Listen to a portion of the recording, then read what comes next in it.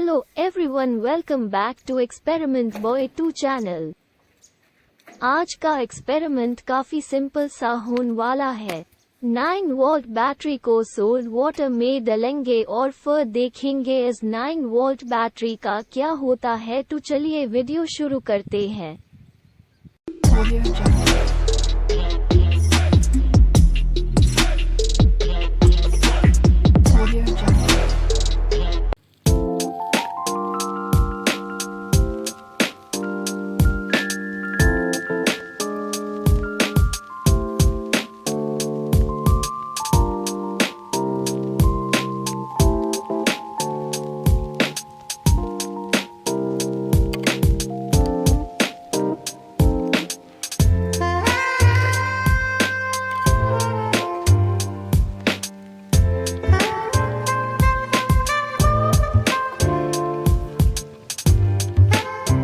और अगर गाइस आप चैनल पर नए हो तो वीडियो को लाइक करके चैनल को सब्सक्राइब कर देना और बेल वाली घंटी को पेश कर देना।